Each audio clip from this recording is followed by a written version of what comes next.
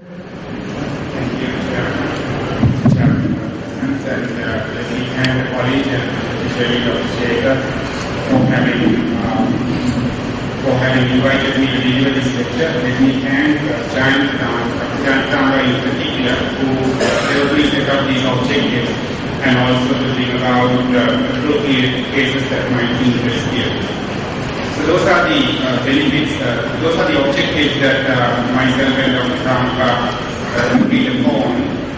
I will discuss the benefits of timely insulin therapy in patients with type 2 diabetes. So that's an often major problem. Most of the patients are not started on insulin at the right time and don't get the benefits. We are all guilty of not starting our patients on insulin early enough. And I'll show you why, and I'll show you why we should delay.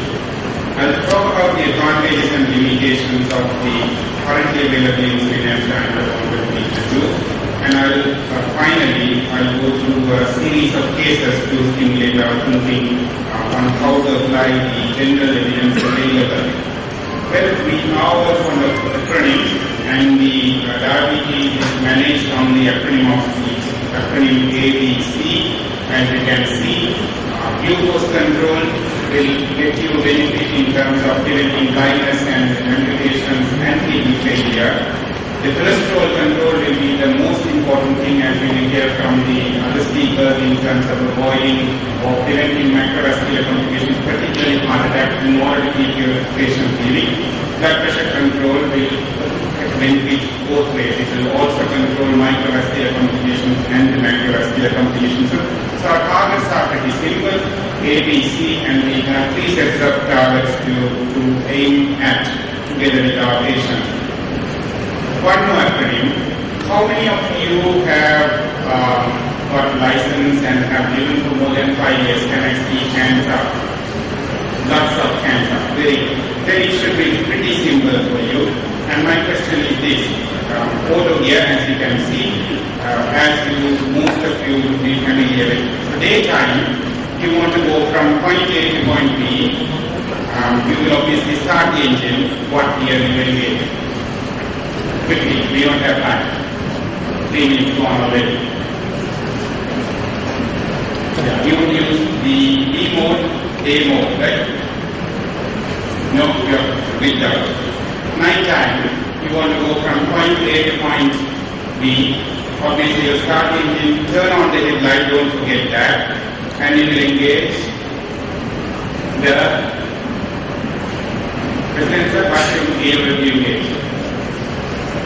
849 mode, right? Yes? Yeah, good.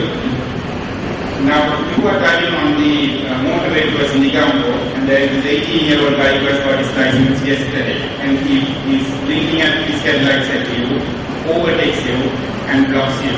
You want to show him who the dealer is, who the front from the winner is. What will you do now? What would you do now? Don't forget the acronym DNR, day mode, night mode, and race mode. So you will engage the racing mode. Did you say 5 years of driving experience? I'm disappointed.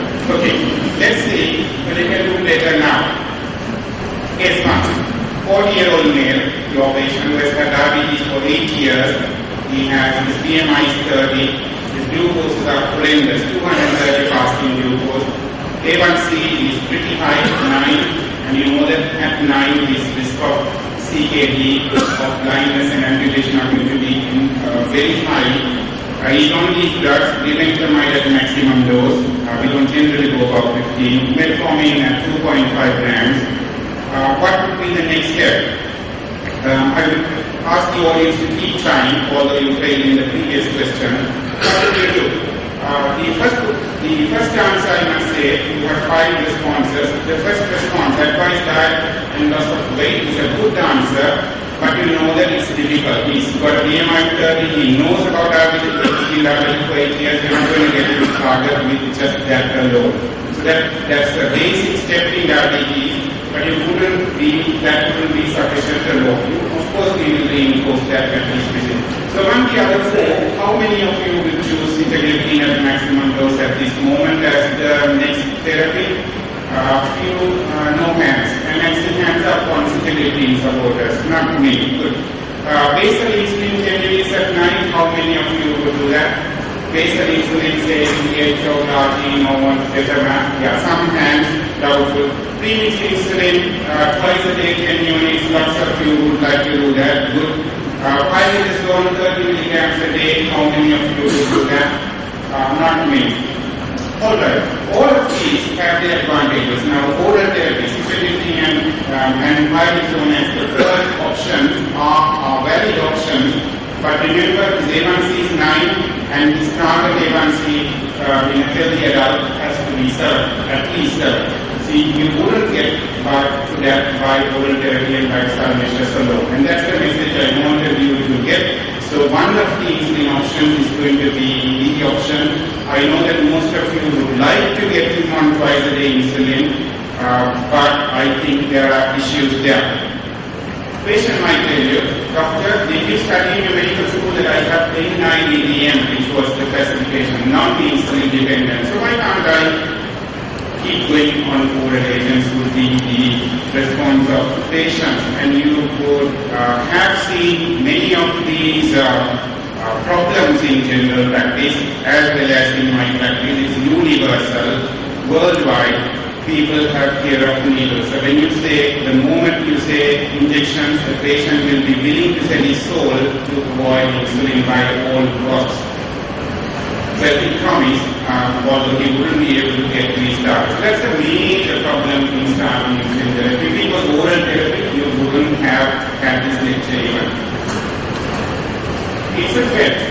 We always say, if you haven't got control, you will need to get to insulin. So it's like the children being told by parents, I'll give you an injection, I'll take you to your GP and give you an injection. So that's the kind of threat we have used. And even doctors are terrified of insulin. We need to, that's the value. Hypoglycemia is a real problem in insulin therapy. Unless we use insulin correctly, rightly, the chances of a hypo are higher. And in a patient with HbA1c of 9, the moment you get it down to 7, there are going to be quite a few hypoglycemias if you are not careful. So that's going to be a major barrier. Once a patient gets a severe hypo, I can tell you, you're going to have a major problem in bringing down the glucose thereafter. Because patients are terrified of hypo. It's like the end of the world. In an asymptomatic patient with A1C doesn't feel a thing, but the moment you bring down the glucose, that's going to be a problem. Well, discomfort with insulin, particularly by the doctors, but also patients. There is a lack of knowledge, there is a lack of experience. Patients look around them and find that those on insulin are having more complications. For example, those with myocardial infarction, those with heart failure could be on insulin, and insulin is often associated in the society with bad outcomes. So those are the problems that we have, and those are the solutions that I suggest. These are not my suggestions, but these are the suggestions world over. The current insulin injection techniques are guaranteed painless. If you use the correct insulin syringe or the needle, even the syringes, the insulin syringe needles are 31 gauge often, and they are painless if used correctly. Often, I negotiate for a trial period. I say, I'll give you insulin between 1 month or 2 months if you haven't come down in control, in the level of glucose control, and if you feel that you are going to give up on insulin, I'll be willing to discuss it at that time. So the permanence is another problem that facing patients' mind. I'm not saying we have to cheat our patients, but I'm saying that with the trial period, the patient becomes comfortable and it's easier to persuade patient to keep going. If you say lifetime insulin, it's a difficult thing. Using insulin as a threat should be changed to educating patients to the need for insulin, and insulin being the most physiological treatment available should be the way we do. Counseling on the availability of safe insulin techniques, painless insulin techniques, and how it can be used safely should be the other method. Well, hypoglycemia, we have to counter that by starting slow, building up slow, and that's the method that we have to use. Don't use the hard mode in the insulin usage. reassuring patients, educating them in hypoglycemia, and which we'll discuss later. Well, this discomfort with insulin should be by education. If the patient is still not willing, I would say a patient with A1C that is not under control who refuses insulin should be referred to show them that this is a serious condition that we are dealing with. And co-managing maybe with a specialist may be a better technique in a patient who is still uncomfortable. The first objective that I wanted to discuss with you was the benefits of timely insulin therapy. This is not about insulin therapy, it is about glucose control in many patients using any method possible. This was the UK study that concluded its study more than 15 years ago. Actually, exactly 15 years ago, it was presented at the EASD, and you can see that glucose control prevents many complications. Microvascular diseases by 37%. You can prevent kidney disease and many other microvascular complications by appropriate control of glucose. We have many other studies to quote. For example, ECCG study that used insulin in patients with type 1 diabetes showed that when A1C was lowered from 9 to 7.2 over a period of 10 years, they followed these patients. You can see major benefits. 2/3 of the retinopathy could be prevented, half the kidney failures could be prevented just by doing one action, the bring down of glucose levels from high to low. Kumamoto study was the first study in type 2 diabetes where they used insulin to control diabetes, and when the A1C was brought down from 9 to 7.2%, they once again showed major benefits in microvascular disease progression. UKPD study which I quoted once again showed that when A1C was brought down by 1% from 8 to 7, there was a 37% reduction in microvascular disease. The reality is that insulin is not a threat, but a reason, but is a need, because whatever study you look at, that have looked at patients over a long time, UKPDS, for example, is a well-known study where we first knew that diabetes is a progressive condition. You can see on the left side graph, the y-axis shows the A1C, and it keeps rising. Even if the patient is on insulin, you need to step up treatment over time. More than 50% of the patients require insulin about 8 years after diabetes, just like this patient requires. This is what we use traditionally, and I'm happy that lots of you didn't go for this option in this patient's management. We start with diet lifestyle alone. Doesn't work, then we go to one agent, then we go to 2 agents, and we go to 3 agents. By the time complications have accrued in the patient, adding insulin at last stages is often not useful. This is data from GB practices collected in an international study on showing how the A1C to start with was about 7.5, went up on diet and exercise. This is real life data. Sulfonylurea or metformin monotherapy was added, and then 2 drugs were added. By the time insulin was added, the patient had spent about 9 years way out of control. 1998 was a pivotal year. There were 4 studies published in diabetes, 3 of them negative. I am saying pivotal because they showed us a major lesson to be learned.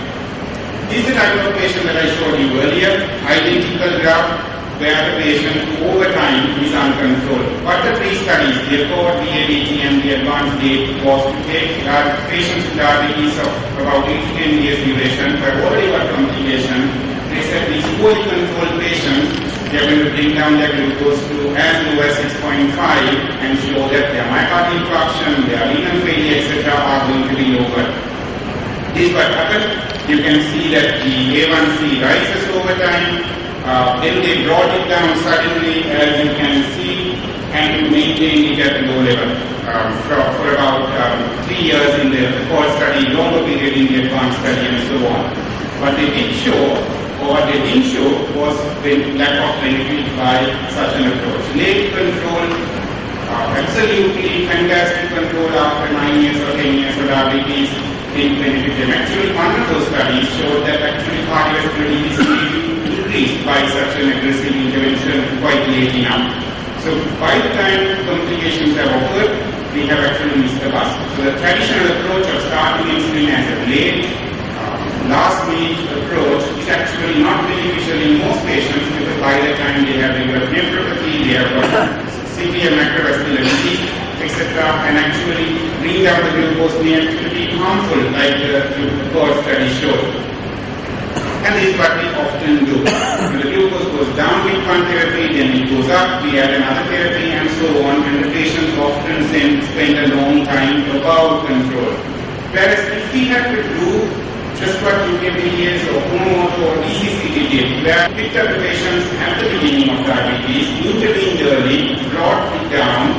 Steno study showed that if you did multiple interventions, blood pressure, cholesterol, and the glucose control, you can do wonders to the patients, even prevent myocardial infarction, just by keeping two targets on all three of them, the ABC of diabetes, over a long time.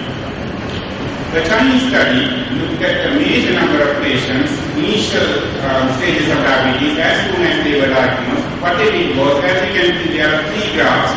The green one at the bottom is on oral therapy. The other two are on insulin injections. The top one on red was continuous subcutaneous insulin using a pump, and the yellow one using subcutaneous insulin. And they showed that actually over time, patients went into remission. The diabetes went away because beta cells regenerated.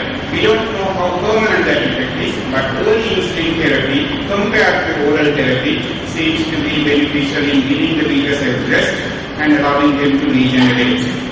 So insulin at whatever phases of patient's life should be introduced early now.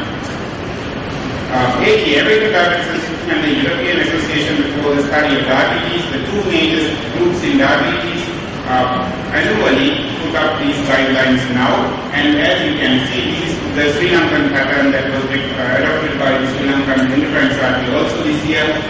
At diagnosis, you are recommended to start on metformin plus lifestyle measures. There are very few patients who can't take metformin at high doses. Then you have to use small doses as possible. If they haven't got control within 3 months with lifestyle and the metformin, then you have a choice of starting on any of the second line agents, including insulin. The patient who keeps on losing weight, feels unwell, that's the type of patient who should get on insulin early. But you have many other options. The cheapest one that we use in the government sector is to add the sulfonylurea. Metformin being a popular agent because it's very cheap. High-speed are no longer a major option because of their safety issues. DPP-4 inhibitors, expensive but beta cell regenerating. GLP-1 analogs, very expensive but can be the drug of choice in a very obese patient who wants to lose weight as well as regenerate his beta cells. Insulin, of course, will give the beta cells a rest and make the patient better because it's an anabolic agent. In a weight loss losing patient, I will actually recommend insulin. If two agents don't work, you can basically choose a third agent, one of the above. But if you look at this, although it looks very complex, you can either use a sensitizer, metformin and a thiazolidinedione, and go down that pathway, or metformin and targeting incretins and go down that pathway, or metformin and beta cell stimulation using sulfonylurea and going down that pathway. Depending on the patient and the patient's profile, you could choose drugs wisely. In the interest of time, I'm just going to keep rushing through these slides. I'm going to actually skip many of these slides, but what I want to stress is what we use in the government sector is the cheapest pathway possible. Metformin, ifenamide, if it doesn't work, add insulin. And that's been the option. The MSD has refused to find other drugs saying they are more costlier than insulin, which I think is a rational option. So if cost is the problem, starting on insulin, either as a second or a third agent is still a good possibility. Just coming on to my second objective, which is to introduce to you the many types of insulin. I'm sure you know the many types of insulin, but just a few keywords. We have cardiac insulins and basal insulins. We have rapid-acting analogs, which are costly, and short-acting, which are the soluble, which are the reasonable cost ones. And then we have intermediate-acting insulins, or long-acting analogs being expensive compared to intermediate NPH. The brand names are given there, not by choice of their efficacy or anything, it's just random choice of the agents. Then we have premixed insulins. We have the standard human premix, which are in 30-70 preparation. So those are the two names that are widely available. Then we have analog premix. We can either use Lystro or Aspart as a premixed insulin also to get wide variety of profiles to match the patient. Although it looks very crowded, it's pretty simple. Basically, the body usually produces sharp spikes of insulin, as you can see, and a little bit of basal. You can match the patient's profile by choosing what you want. You can either use the green one, soluble insulin, which are long-acting and sharp spikes, or you could use an analog rapid-acting like that, which comes on immediately and that's for a shorter time. You could use a premixed insulin, which will have the benefits of an NPH as well as soluble, and you can use wide variety of techniques. In the government sector, we just teach them to use an insulin syringe, which is as painless as a pen, but the pen is a bit more fashionable and is carryable by the patient. We also have pumps, very expensive and are not widely used. But the biggest breakthrough in insulin therapy will actually come through pumps, so they are almost to the point of an artificial pancreas, where the sensor senses glucose, increases or decreases the glucose depending on what's happening, and that is almost supervision free by the patient. ADSP recommend insulin therapy to be like that. You can either choose a very flexible insulin regime or a very stringent insulin regime. You can start with one insulin, 2 to 3 doses. The complexity becomes higher over time, but you can step up based on patient response. So you might want to start this patient on basal insulin only, or you can straight away start on premix as many of you chose. So the best thing is to familiarize yourself with one regime and do it. To the basal, you could have one base with bolus or 2 boluses as is required. So that's the patient. Once again, we will revisit the patient. You chose one of the insulin options, the basal or the premix. I must say, often a bargaining patient who doesn't want insulin, often the first thing to do will be to start on basal insulin to the patient. And that's how we start a basal insulin. Start at very small dose, 6 units if you are not very comfortable, start lower than that. But the patient should ideally check the fasting blood glucose daily, because if you wait for the next visit, the patient has been hypoglycemia for a long time. The patient could use the rule of 2 and 4.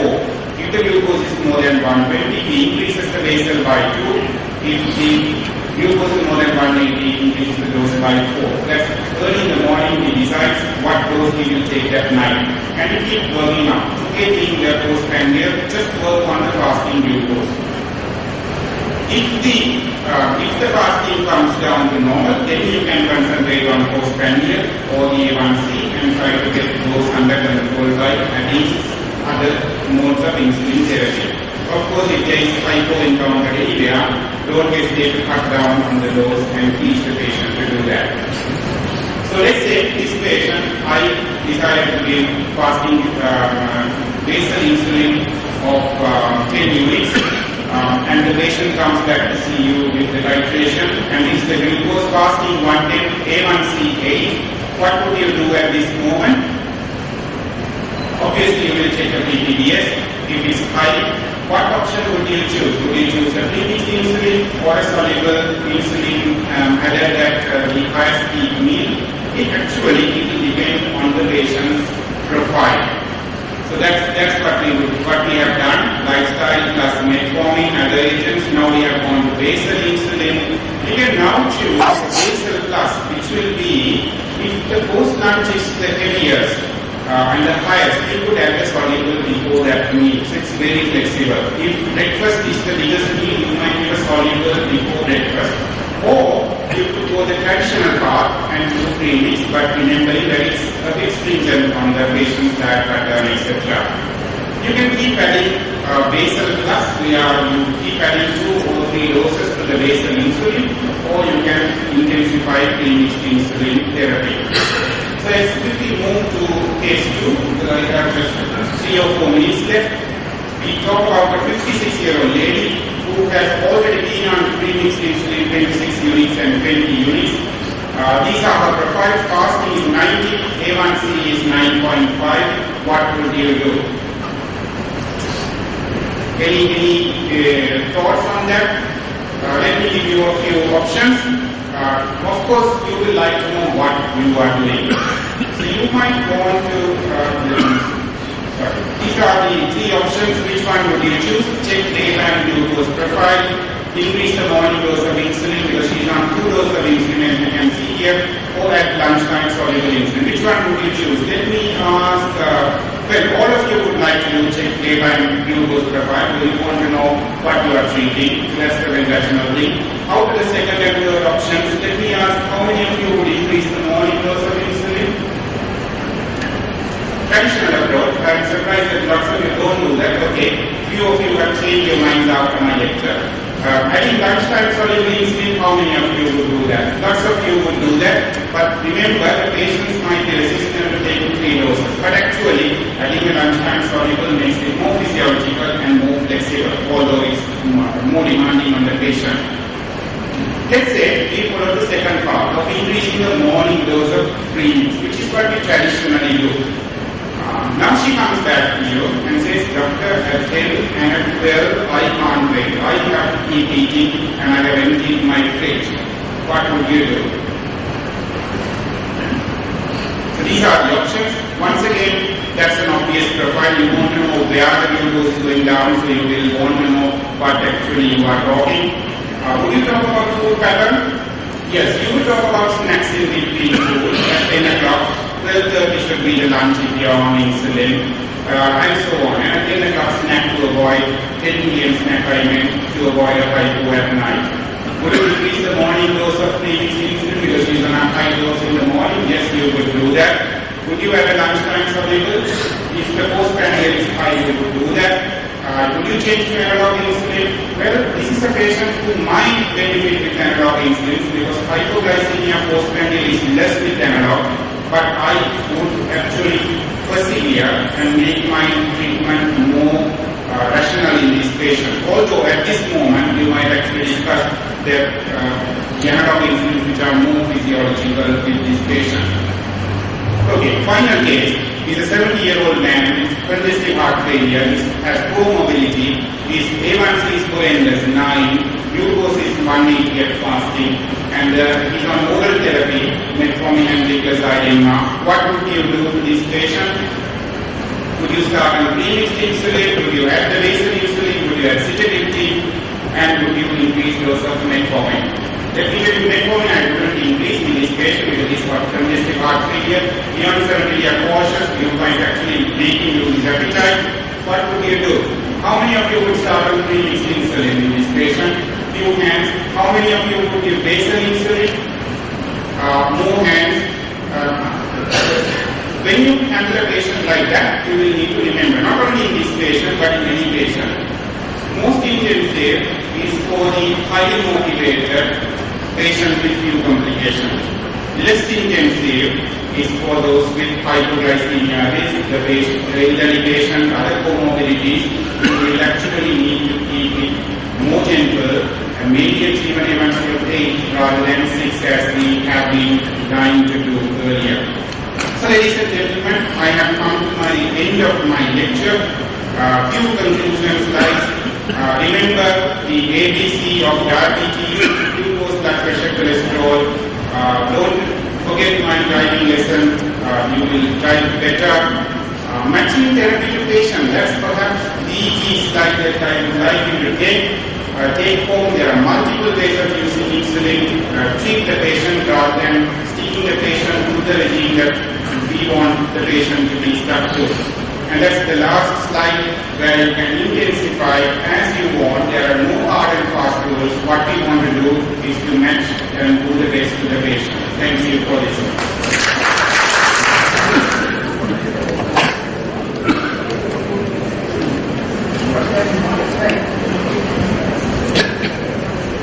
Lanka.